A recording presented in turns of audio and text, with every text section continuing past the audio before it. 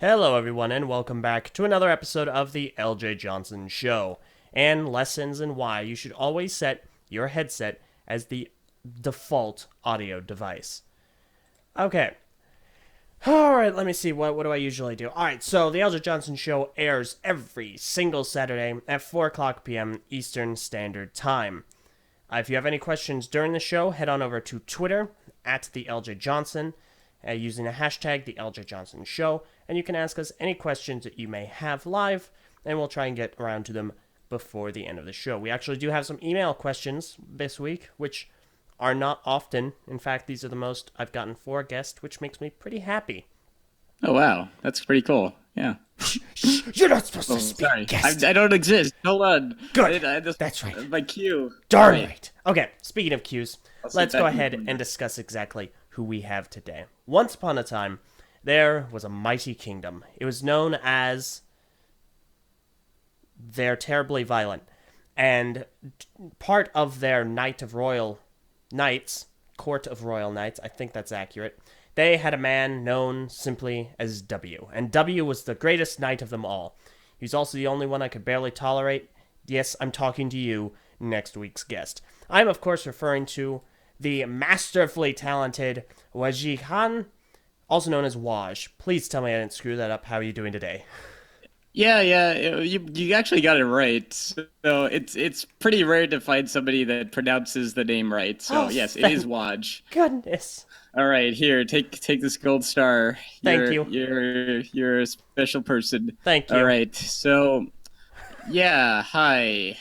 Hello to you, LJ. Hello. It's been a while since we've talked last. It has. But yeah, I've known, I guess, most of the community for my work on the TTV channel's videos. That's how I know LJ.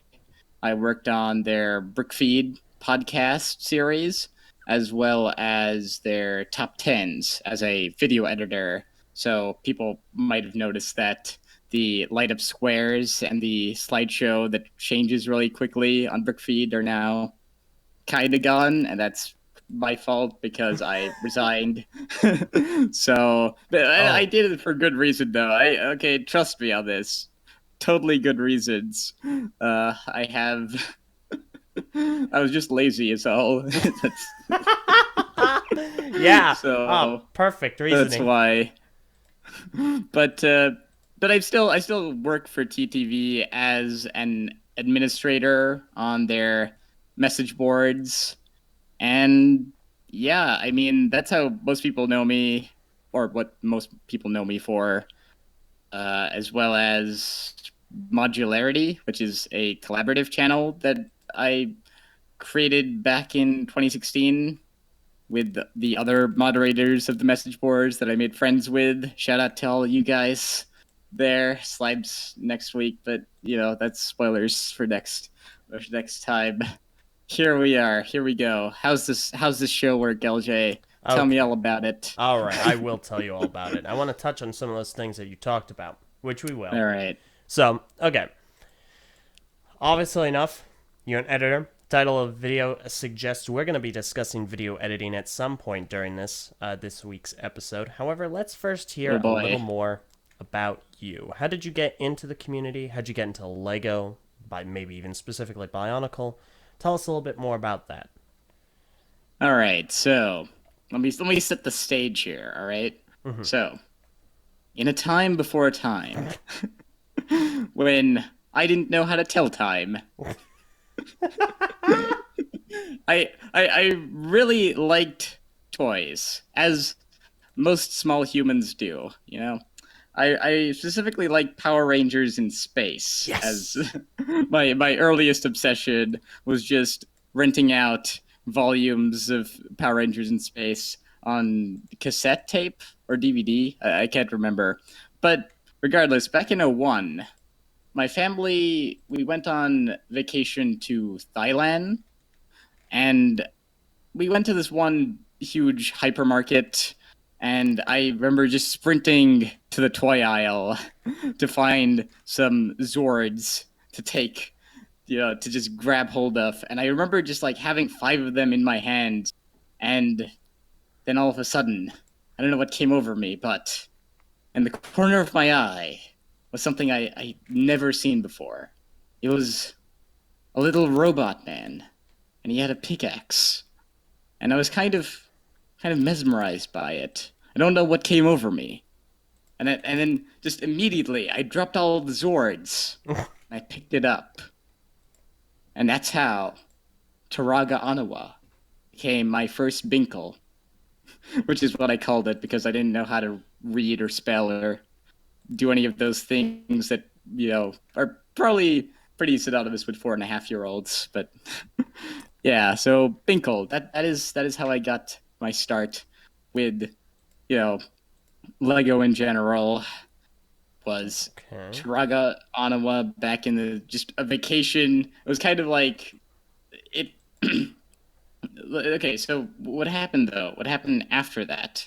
Because I lived in a country for 10 years. It was in the Middle East. It was called Oman.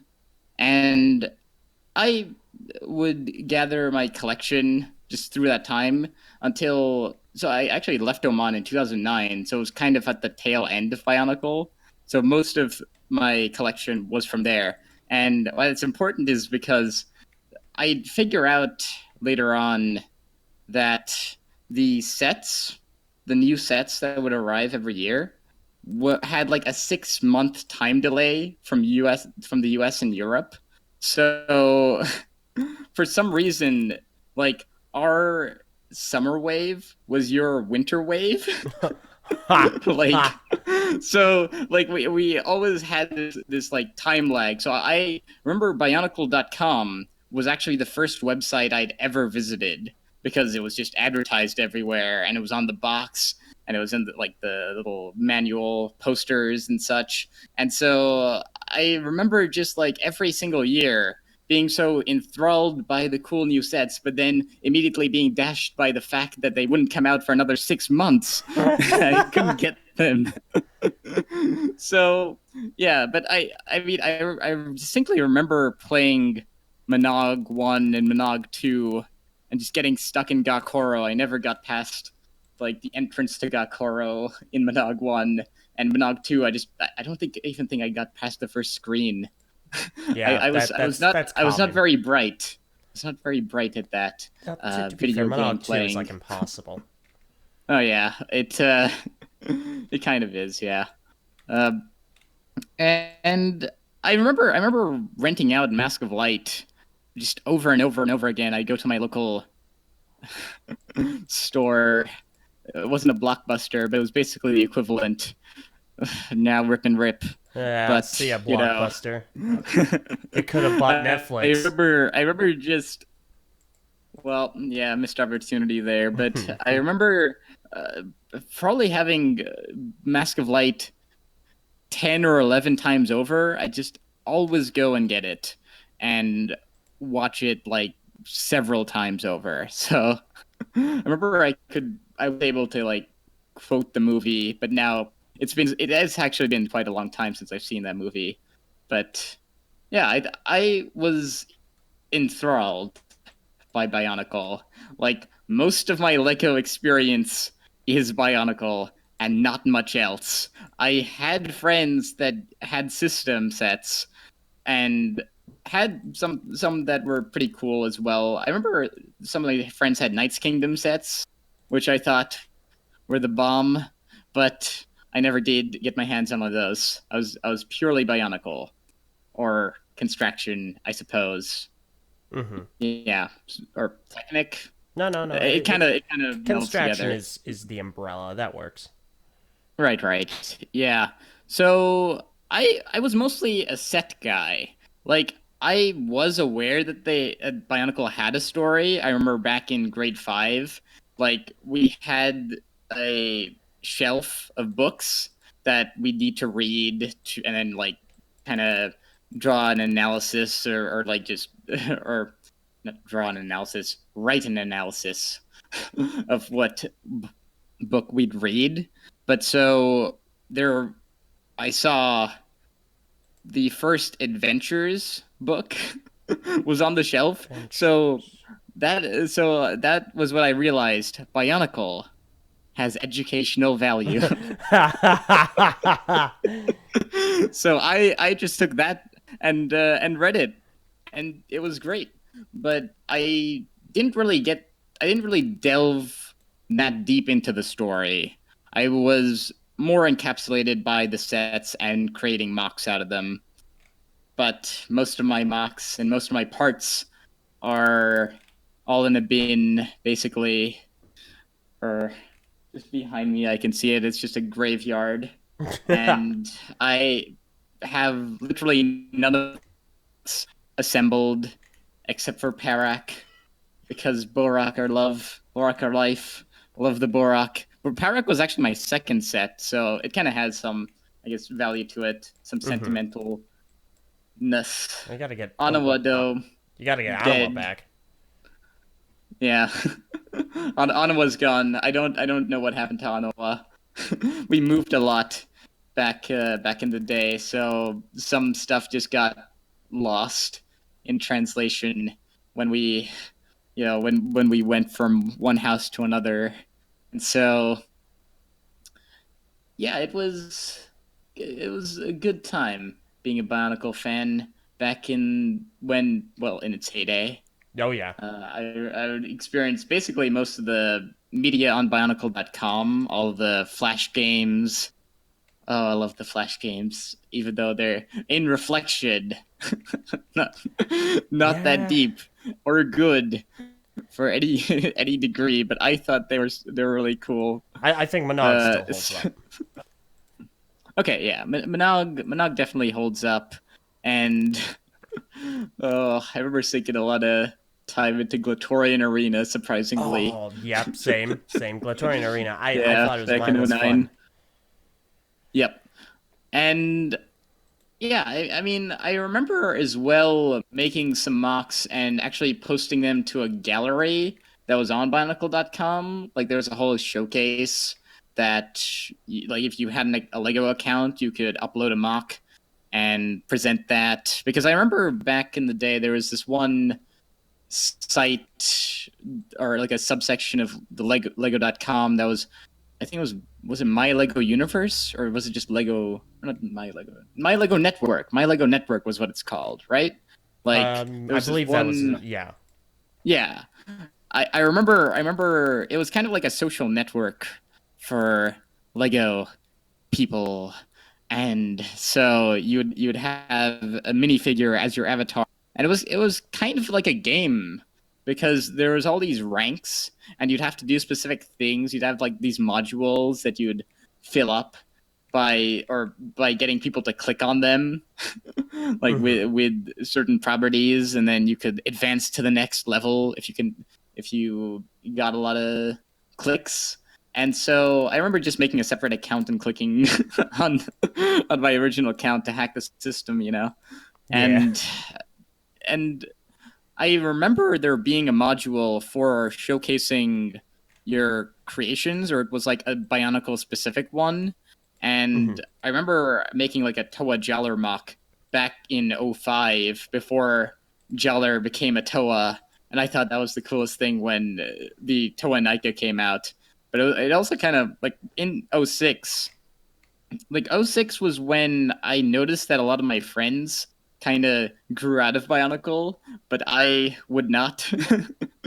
I refused. I gathered all of the Nika, and uh, it was so great. They had light up swords. They had Yeah. light up swords and Yeah. guns or harpoons. That was Holly's weapon. Yeah. Ugh. It They were was cool. fantastic, and the Paraka too. They had laser eyes. Like, I could not grow out of it. It was too cool, you know. Yeah, no, And exactly. but yeah, so it's because I remember back in '01 seeing a ton of people have, like, or actually no, it was more '02, where people had collected a lot of the Borak and the Toa Nuva and such. But it's just like, even people that wouldn't turn out to be like the biggest fans just had them.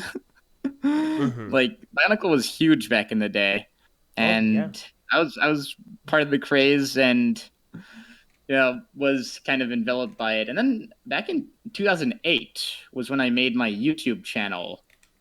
And I remember making stop motions for it. Some of them are still up on the channel, but what happened, unfortunately, my 15-year-old self, he basically deleted most of the videos that I had made, which were like reviews that I did on the Ignition Trilogy books, which I got back in 2009, I think. So it was around the time when Bionicle was about to end, but I didn't know that. I was invested. I was getting invested in the story at last after being such a set fan, and then, well, it ended. But before that, I had made all these reviews, and sadly they died. But I remember being part of the BioTube community. Maybe not the biggest contributor of it. I don't even know if that well known. Probably not.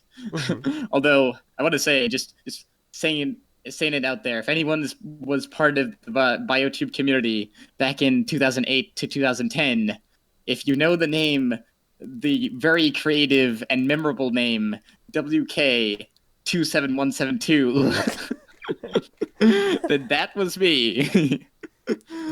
Actually, I so the one of the videos that's still up on my channel is a mock that I made for a contest that actually Shadow Gear 6335 had hosted back in the day. It was a Pokemon Bionicle contest. I wonder if he still remembers this. Shadow Gear, if you're listening to this, hi. I'm the guy that made the Charizard. I'm really interested to see if he says anything. All right. So, yeah, I remember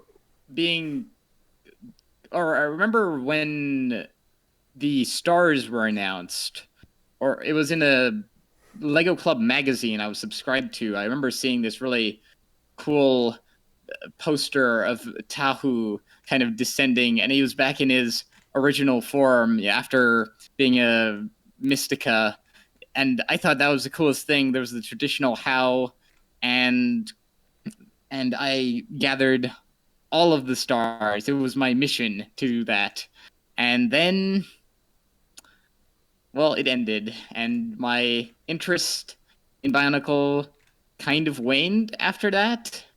I pretty much got out of the BioTube community from that point on. Which, yeah, that's just how it happened. And I was in high school at the time, or getting into high school, so I guess it was kind of a natural progression out of it. But why am I here now? It's because I got back. It's because I got back into it. Yeah. In 2014. Oh, well, 2014. why you would have had to do yeah. that. Well, so what happened was so I had a plan in 2014.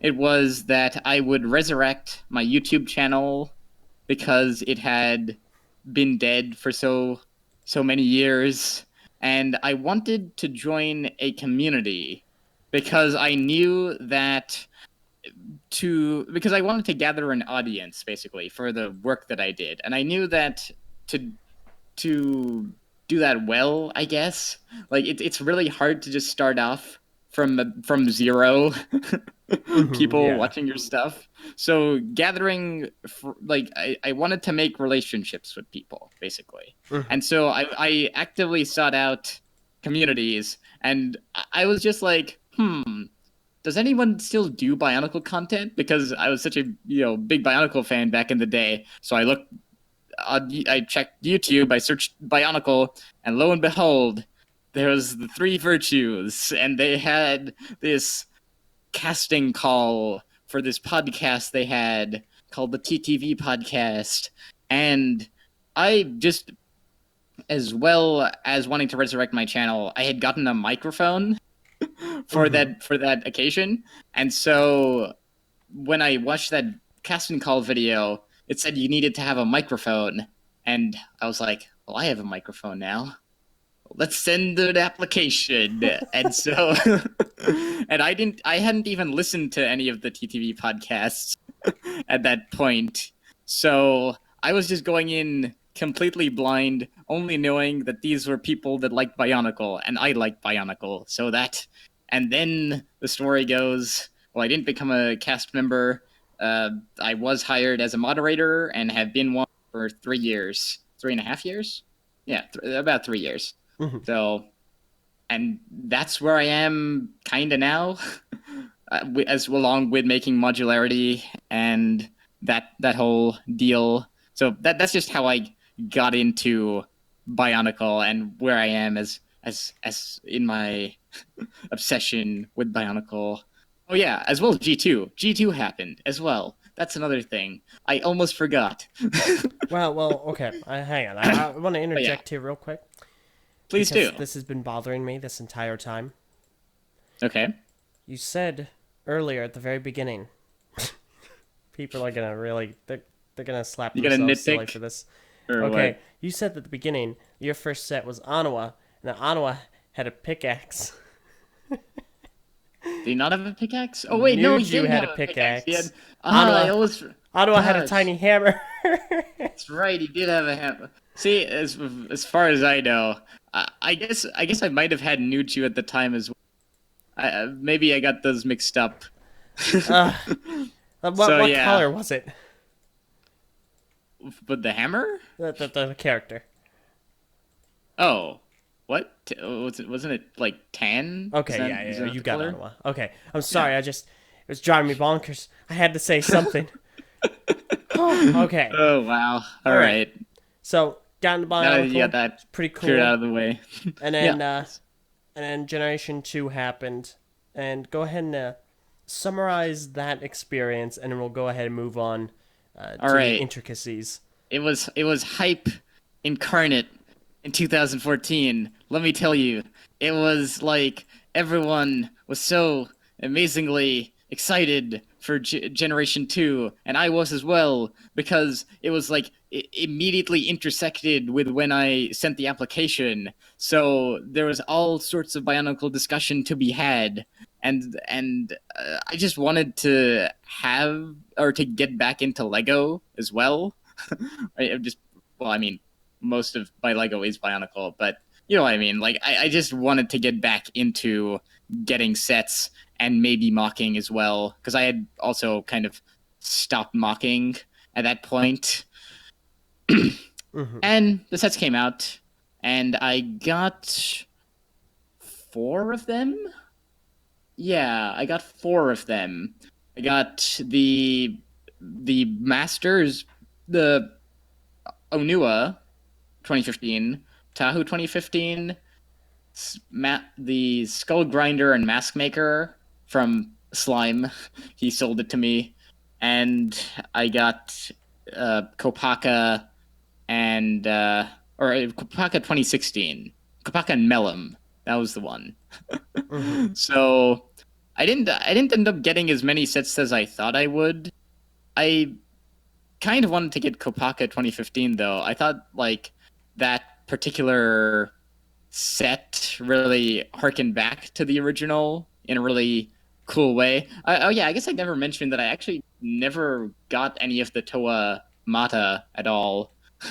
Like, I had only gotten Pohatu Nuva and Gali Nuva, and so I remember just like seeing those Toa on the manuals for the Taraga sets, and just wanting them so bad. But everyone wanted them at that point in 2001. So yeah. they were just always sold out. So yeah. So Generation 2 came and went, and my sets are still built for Generation 2. I haven't taken those apart because I still haven't really. Well, actually, no. I have gotten back into mocking, but with system parts. Because back in 2016, back 2017 in July, I went to this Lego convention with my friend Lego Master 1378, who's another a cast member of Modularity, and basically just bought a whole lot of old space sets from System, as well as the newer Lego Ideas Exos, and I've just been making a whole bunch of mocks with those.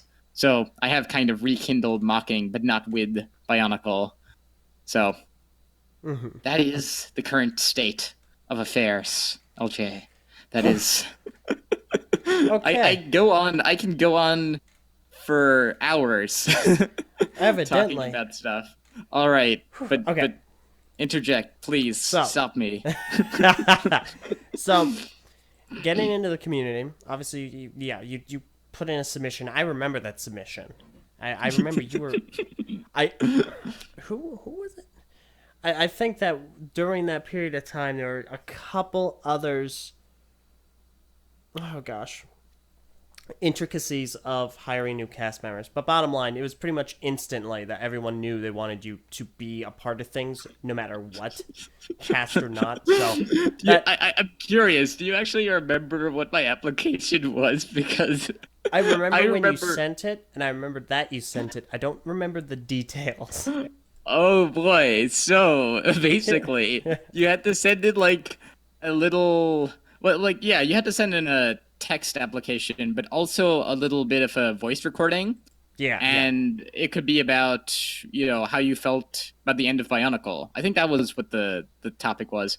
And so I wanted to go for a bit of like kind of sarcastic, but so what I did was, instead of just go on and drone about the end of Bionicle, I did it in a bit of a sparse way. I said like, the end of Bionicle. Oh no, it's like you ended. That's so bad. And you had the second, or you had Bionicle Legend Reborn came out. That was cool. But yeah, that's the end of Bionicle. Something to the effect of that. I did it badly. Right here, but it was something like that, where I had just like a really wry attitude towards. Yeah, I vaguely recall, but it's been so long, and obviously I don't have access to that anymore. So I wonder if I still have access to it. I don't know if I deleted it at all, or like if I still have it somewhere in a hard drive. So if I do, I don't know. I guess I could like upload it to Twitter or something. Yeah, I was about to say, send that out. Yes. So I will. After joining TTV, you eventually became a moderator, and through some long trials and tribulations, I was going to say strenuous, but ups and downs, you and the other moderators ended up deciding to make the Mod Cast, and it was originally, I think, just called Mod Cast, but then you switched it very cleverly to Modularity. It was originally called TTV Mod Cast because we were ostensibly, it was half a parody and half a legitimate enterprise endeavor wanting to make podcasts. Yeah. So we basically just stole the TTV Talks format and have been running with that ever since, which is just making episodes about a specific topic and only that topic, and not, kind of droning on and having shorter episodes. And that's mostly, that was the original idea, was to have like 20 to 30-minute episodes, and it's still been in that range, but the idea was to record for that long. And what happened was I got just into a phase where I would slice, splice, and just dice everything to bits, basically. Yeah. And as we kept going, our conversations got longer. And so the amount of stuff that I had edited just kept on growing. So now an average modcast will record for about an hour, maybe more than an hour, and I'll edit it down to 15 to 20 minutes. and it takes me hours, but I love doing it. Gosh, I don't dang. know why. See, But yeah. I couldn't. I just couldn't. My Yeah, goodness. and the thing is, like, I did that, and the modcast would come out weekly, and I'd have the span of 2 days to edit each of these. So I spent the entire 2 days editing everything together for until I think episode 36. So for at least 36 weeks straight. Yeah. Yikes. Along Gosh, with dang. concurrently editing TTV's top tens. So Yeah, no, that's the yeah. other thing. So while you're doing all of this, you're editing because I had to basically pass the top 10 editing on to you, and you did it Right. brilliantly. So let's Oh, go ahead thanks. and touch upon the editing side of things. How does that process usually go with all these different types of video? What programs do you primarily use, if you want to All right. disclose that? And Yeah, of what's that course. like? I will. So I use a combination of programs to edit. The ones that I've been using more recently fall into like I have different functions for each program. So the one that I used to make the top tens was iMovie, which is kind of the equivalent to Windows Movie Maker on the Mac, basically. And the reason I use iMovie to make slideshows is just because it's so well oriented to make slideshows and not much else. I feel Like you, disgusted, well, yeah. but I So you can't argue should. with your results. Here's the thing. I did it more as yeah, it's a efficient means of doing what basically was required for the top tens, which was having a bunch of images and having this Ken Burns effect, which is just when you kind of pan and zoom onto an image, or I guess video as well. Doesn't need to be an image, but essentially, iMovie has an inbuilt Ken Burns feature where you can very easily set a starting frame and an ending frame, and then it'll just interpolate the entire thing. And so that saved a lot of time making top tens, and eventually as well the brick feed slideshows, which I also use iMovie for. Mm-hmm. And then there was After Effects, which I used to create the titles and the little banner effects that would accompany each item in the list. So those were already pre-made by TTV, and so I just kind of used them. So I didn't actually make those effects. Just want Mm-hmm. to, I guess, clear that out. But then I'd render those, and then basically I use Premiere Pro in a few ways. It depends on the video I'm making. The top tens, especially, it was as just a means of putting everything together. Plus, there were some later effects that I need to place in Premiere Pro, like the title sequences and the ending sequences Mm-hmm. for the top tens. So so then I just would render it all together, and then it would go up.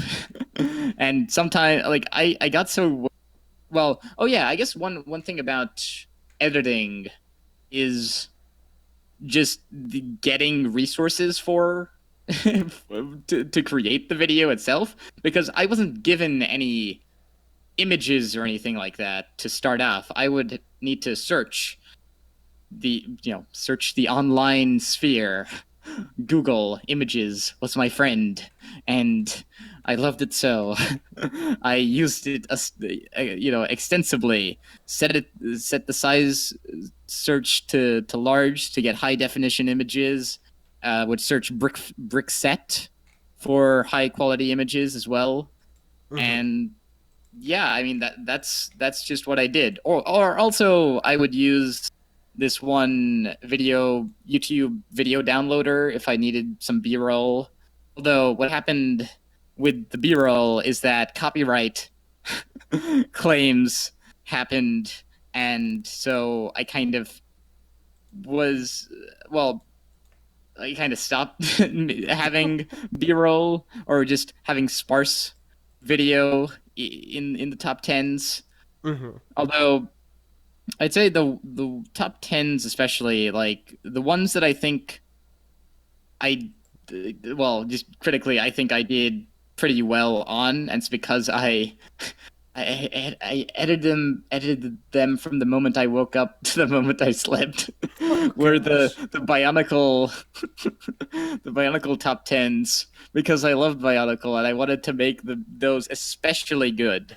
So Yeah. if I think, I mean, there's one thing that I really like to do, which is not a unique thing at all in editing, is just matching the visuals to the audio in a particular way. Where I remember distinctly in the top 10 best things about Bionicle G2, Mm-hmm. in the intro to that, I remember there was a scene where, all right, so Meso said something like, okay, kicking off the list at number 10.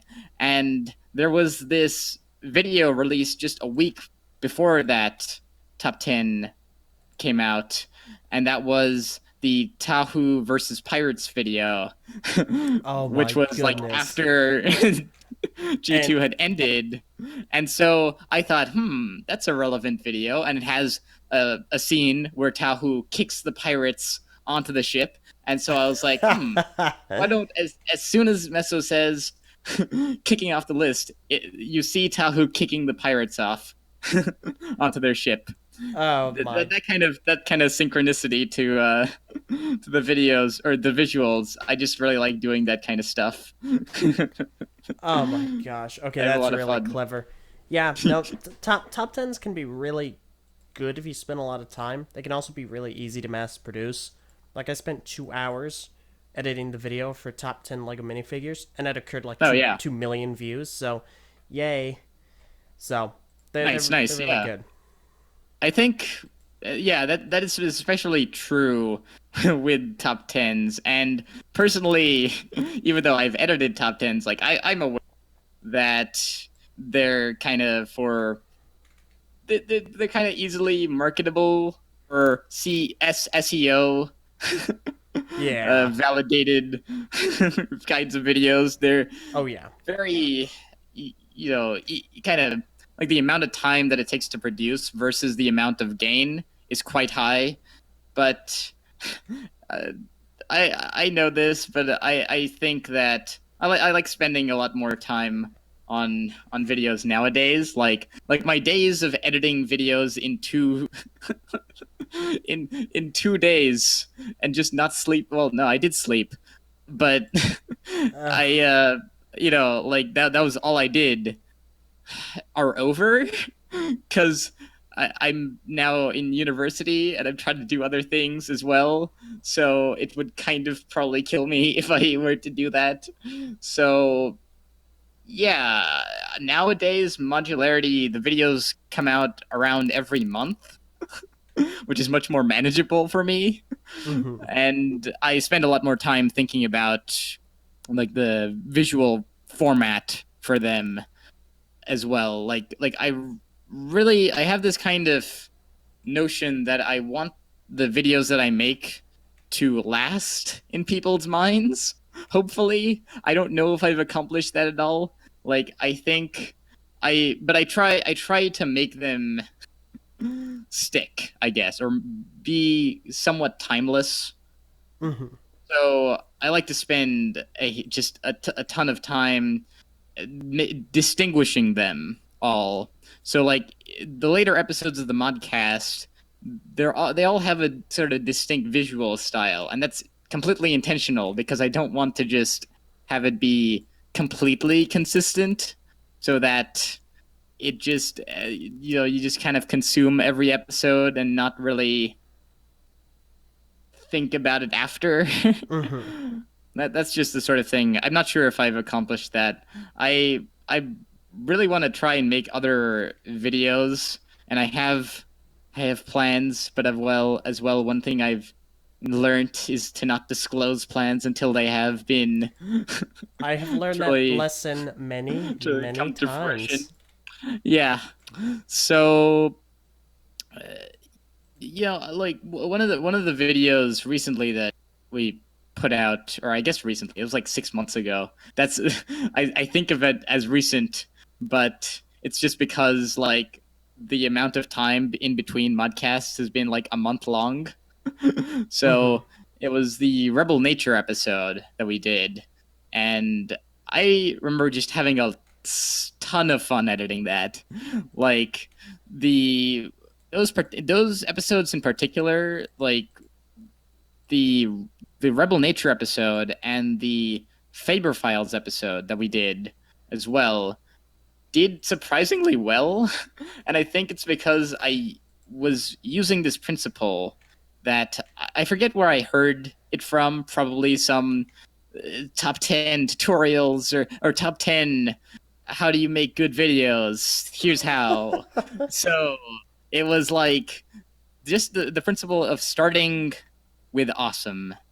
That is the succinct thing that I try, or that I tried to do with those videos in particular, because it's a matter of how low the attention span is for people nowadays, that if you don't immediately engage them, they're just gonna click off. So I wanted to try something new with that. So I started the video off kind of weird. Like I took a video of Christian Faber and kind of used masking, which is like essentially the equivalent of taking the background out of a video, Mm-hmm. but just manually, sort of like you gotta go for each frame. So I don't know why I did this, but I just did, and it seemed like it worked. So, so it was just like Christian Faber opens the video, and then I kind of put on my best epic guy voice or epic movie voice. You know, those guys, or that uh, one channel, and mhm. and then just like, yes, the Bionicle is Faber Files. Here we go. We're doing it. Something to that effect, but cooler. Trust me. If you watch the video, you can you can see how cool it was. I don't remember it though, so it must have not lasted with me. but but yeah. Yeah. Okay. Well, that's that's an explanation. Real quick, I figure we are gonna be getting to the end here. So if any of you listening have any questions, go ahead and head on over to Twitter. We actually already have another Twitter question. Oh yeah. At Oh, Oh yeah, cool. at the Eljay Johnson hashtag the Eljay Johnson Show. So we'll go ahead and get to those. Actually, just in a few moments here. But first, I want to ask: is there anything that you would recommend to people that are starting to get into editing, that are getting into maybe a community of some kind? Maybe it's the Lego community. They want to make their own videos. Maybe not even necessarily top tens. Maybe podcasts. Maybe Hmm. just top tens. Who knows? Right, What right. what would Yeah. be your best piece of advice to recommend to them? So I think a lot of people might have the mentality that their videos should be akin to TV series, and I think that's just a wrong mentality to have. Mm-hmm. It's because the medium is really the message when it comes to online videos. So I think you really need to shape it, or rather the audience is much different because they're much more active rather than a TV goer would probably be more passive, I suppose. Although now in the days of online streaming, it's kind of been, people are being more active about the content that they like to see, and so there's a lot more competition for their attention. So I think just trying to put a spin, or rather just get to the point, I guess, is the thing. Like, make videos that are concise and that you think don't just drag on. Like, I value editing. Obviously, I Mm-hmm. I think when making something, just you don't need to have the entire thing complete as soon as you've done hitting the record button or something like that. That's just the first stage. The next stage is however many hours of editing that down to the good bits. All right. And I think when it comes to editing, like, it's a really subjective thing that I think you get better at over time, especially. So it's really just a matter of, well, I guess critical thinking. Because what I do when editing like the modcast, which I mostly I do both the video editing and audio editing, but I spend much more time audio editing. And so what I do for that is just think about the flow of the conversation, and if certain things break the flow, sometimes it's obvious, sometimes it's not. Like if something is very much off topic, Mm-hmm. then that's easier to cut out. Or if somebody coughs, or if somebody says or ah, or stutters, those things are very clearly defined, and you could even call them objective things that you should edit out. Also, one thing that people should know how to do is do noise cancellation. Very important. If you want to make videos, have clear audio, please. That is the first thing that people will really notice. So I'd say that just being able to identify if you cut something out, but the flow of whatever you're saying still makes sense, then you've made a good cut. That's what I'll say. For Okay. video editing, that's a whole nother. I mean, it's kind of similar for video editing. There's a rhyme to how to kind of interlock the audio with the video, and so I think for video editing, like I see a lot of people use B-roll. Of course, it's just what you use. You know, it's video clips from all corners of the internet. And what I think people sort of need to recognize with that is that there's particular cuts that you can make that are kind of jarring. Where, say, in the video that you've taken to use as B-roll, there's a cut in that the editor of that video had made, and so it kind of breaks the motion, it breaks the flow, and some people just like verbatim put that broken flow in there, so there's like a split second of like another scene of that B-roll footage. What you should do, cut that out. Like, don't keep that in, you know. Like if there's an action, just like limit the cut to that particular action. If the camera changes but the action is still going, like then just keep that full motion, but don't just cut to it when it's going, you know, or don't just cut when it's still ongoing to another cut that was already originally made, if that makes any sense. That's what I advise people to do.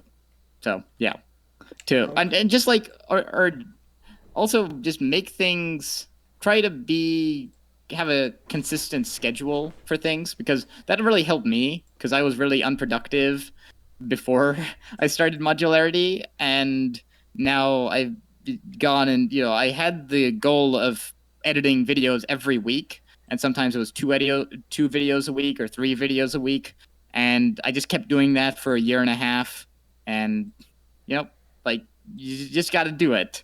You just got to keep on going. So yeah. I feel consistency is something that I've touched upon with prior guests. Specifically, I've mentioned Just Too Good. We both agree that consistency and having a schedule is incredibly vital. So that is a great piece of advice. It's a great motivator. Yep. Yeah. Okay. So let's go ahead and get on to some questions. I'll start with the email questions. I give those priority because I'm happy that they send them in. I'm really curious. Yeah. Oh, boy. Okay. Okay, so our first question is from political_slime. And he actually has like 4 of them, and he also has a 5th on Twitter. So I'm going to read this full email out, and then I'll let you answer. Greetings, the Yay. I am a huge fan of yours, and a huge fan of Wajeeh's. He is a good guy, and is very good. I have a few questions to ask you two, if that is all right. Hated franchise, favorite Lego set, how to cope with knowledge. We'll get into these more detail. Favorite snack. Thanks for answering these questions. I really hope that I can answer questions on this show one day, perhaps in a week. February 3rd at 4 o'clock p.m. Eastern Standard Time. Anyway, goodbye. Yeah, how did Slime get in here? I don't know, dude. He just burst in my room and just started yapping on the microphone. Right. Sorry. Anyway, February 3rd, I'm booked. Have another guest that day. Slime. Yes, I know. Slime, spoilers, Slime's the next guest. Anyway. Yeah, so sorry, political _ slime. I have another guest, political slime, who's going to be on, so stuff it like a turkey. Anyway, his questions, starting off, were, what is your most hated franchise? Anything. Most hated franchise? I'm not sure. I don't actively go out and hate on things usually, so I don't know. Like I looked at, like, Slime sent me the prior, but I've just been looking at it and I'm like, I don't really have anything that I can say like, oh, I vehemently hate this. Mm-hmm. So sorry, Slime. I don't have a good answer for you. That's okay. But LJ, do you have anything in particular? Perhaps Mega Constructs. Perhaps no, I don't even hate Mega I don't Constructs. Know. Yeah, it's like there's something that I really don't like. I just can't remember what it is. Oh, Dora the Explorer. It's just a very annoying show to me. Even when I was a kid, seeing it, I was like, well, that's annoying. There's no entertainment value for me. Yeah, I mean, I don't know. I did watch Blue's Clues as a kid. Me too. I love Blue's Clues. Didn't so much care for Dora the Explorer. Yeah. But anyway, what's Slime's other question? What is your favorite Lego set for both Bionicle and System? Oh, I actually really like the exosuit. I really dig that, because when I got it, I just thought it was the coolest thing, having a huge, like, what was it, like a rocket launcher, basically, like that part. Or actually also the Tarakava. I really love the Tarakava. Oh, wait. When you say exosuit, do you mean the exosuit, the System one from Ideas, or the Exotoa? Oh, yeah. Well, okay. Yeah, that's right. The Exotoa and also the Exosuit System set. Okay. I get those two Exos mixed up.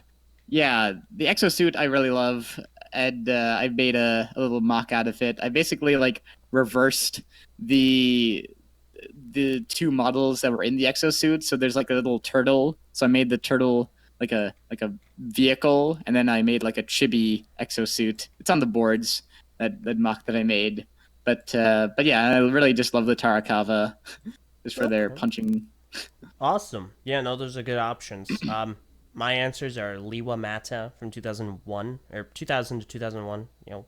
Would have figured. Yeah, I know, right? And for System, it's Ninjago City. That is amazing set. Oh yeah, oh man, oh yeah, I guess one that I really wanted to get was the green ninja mech dragon. I thought that was really cool. Highly recommend it. I might get that, yeah. Highly recommend it. All right. 3. How do you cope with the knowledge that everyone inevitably dies and that there's nothing we can do to stop it? That's a morbid question, Slime. Well, you know, we don't gotta fret for anything, because actually we live in Bionicle land, so we'll just get resurrected to the Red Star. So I'm coping with it. Coping. You know what? I'm gonna steal his answer. So, 4. What's your favorite kind of snack? Oh, favorite kind of snack.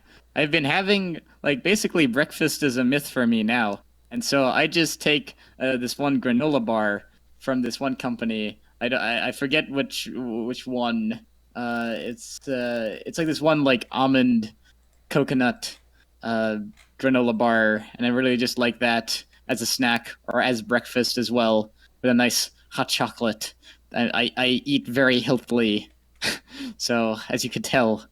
Yeah, no, definitely. Favorite snack. I mean, well, I'm from Idaho. I really like potatoes, so potato chips, Mm. maybe.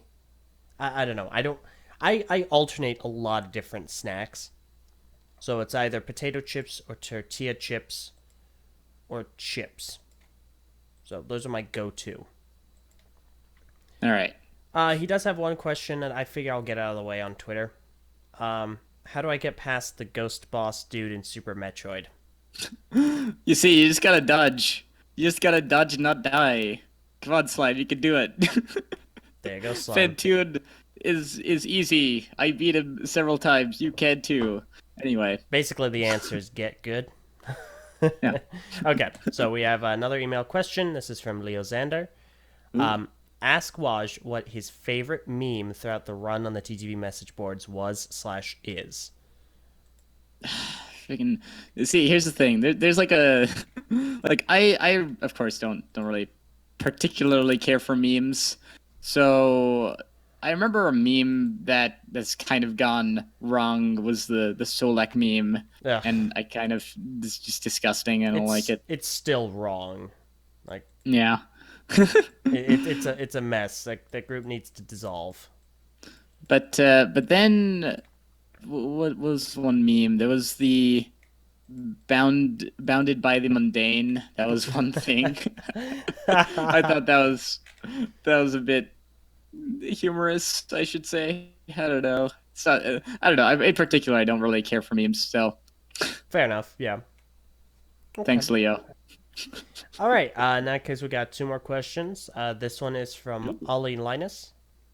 And right. his questions are so his standard question, which he asks as often as Oh he yeah, can. like what's your favorite mask or Bionicle set? Favorite like Bionicle year, Toa, and Mask. Oh, yeah. And he has one more after this. So go ahead and answer those three first. Okay, so year would probably be either '04 or '06 would be my favorite years. My favorite Toa set, even though I never got him, was Pohatu Mata. And my favorite mask just follows from that. It's the Kakama. I just really like the Kakama. Okay. So, yeah. All right. And his second question is, do either of you ever accidentally break the rules on the TTV message boards? Well, here's the thing. All right. So, moderators and admins, they kind of make the rule. So, and then there's a rule actually that says that they can break the rules. Like if you read the rules, there is a rule that says that. So, yeah, I have, but but you see, the whole it's kind of recursive, so it's like, oh, there's a rule that says that we can break the rule. So are we actually breaking the rules? You decide. That's a great point. I'd never considered that. It's great. It's so good. I know when I was a member of the moderating team, I don't expressly recall breaking the rules. I'm sure I had, but now that I'm no longer a moderator or an admin, no. I post every so often, and I know all the rules. I made some of them, so no. Yep. I'm right. a good boy. Okay. Last question, and this is from Wadon. It is, what is your favorite song related to Bionicle, and why? Ooh. I mean, I remember listening to Move Along a lot. or be Creeping in My Soul. I don't know. It's a toss up between those, or even Hero. Is that one? Yeah, no, that's fine. Oh, there's some ones that were stuck in my head for a while, but I guess I'd say probably Move Along by the All American Rejects, just because it just reminds me of the cool Inika commercials, basically. That I mean, like all of those commercials from the Ignition trilogy were just so well directed, I thought, and like all of the the songs like Creeping My Soul as well. Like that whole. Oh, Waj. Waj, are you there?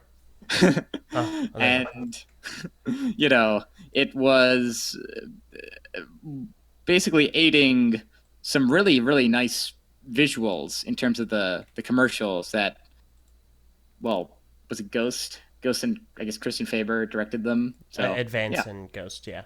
Advance, yeah, that's right. So they're great. Yeah, okay. Fair enough. I would probably have to go with that one piano tune from Mask of Light, the early soundtrack, because it's just it's so, I guess, iconic to me. That one sticks out. After that, it would definitely be that theme song from Minogue when Liwa versus Onua. They're fighting, and then it was later used Oh yeah. in not only the Vaki animations, but the final battle between the Toa and Makuta. That song is just so hype inducing. I love it. Oh yes.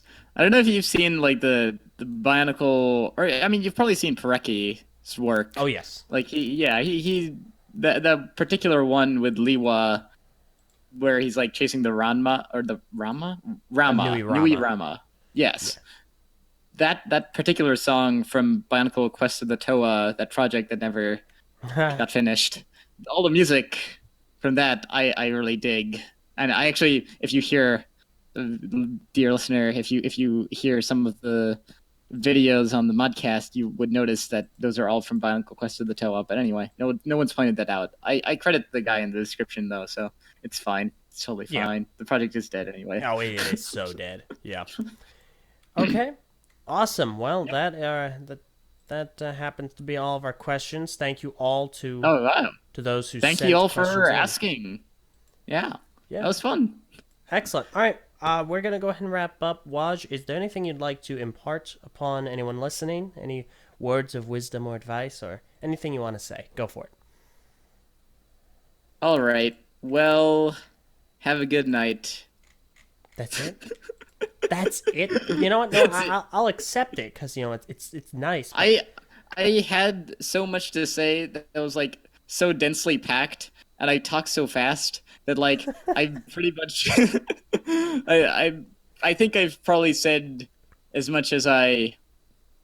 Well, actually, no. I could go on for hours. Oh yeah. So I'm just gonna try to stop myself. That's what the good night is for. Good night, everyone. Okay. Thank you for listening to the Eljay Johnsen Show. I've been LJ. You've been Waj. Okay, hold the show, buddy. For joining us. You come into my show. We'll see you next week with political _slime. I haven't even finished, man. I had one more question. You're jumping the shark. I mean, really? Yeah, I was gonna ask. Seriously? Where would you like people to follow you on social media? Oh, right. I guess that is something that Plug I away. use. Okay, so I use Twitter, which I also call Bird Chatter for some reason.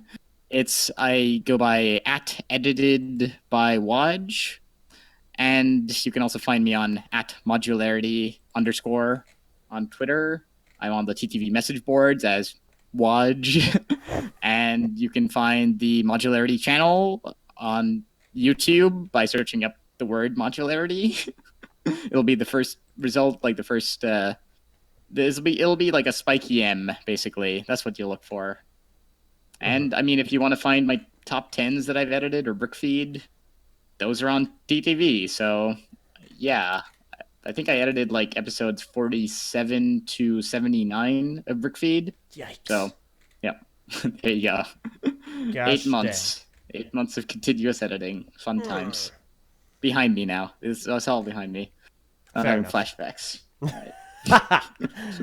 All right, cool. Well, I will link as many of those as I can in the description below, so go ahead and check those out. Waj, thank you so much for being on. Well, thank you, LJ, for being here. You are always LJ. You're always welcome. I'd love to have you on again so we can talk more. Oh, sure, yeah. I'd be stoked to be on again. But awesome. As for now, adieu. All right. Well, thank you all very much for listening. This has been yet another episode of the Eljay Johnsen Show. This show airs every Saturday at 4 o'clock p.m. Eastern Standard Time. If you have any questions over the week, feel free to email them to ljjohnson@gmail.com. And make sure to follow me on Twitter at the Eljay Johnsen for our continuous updates and guest announcements on Tuesdays. So once again, thank you all so very much for watching, either live or the recorded version, which should come up just later on today. So once again, thank you all so very much, and Waj, thank you for being on. Thank you again. We'll see you all next week. Have a great day.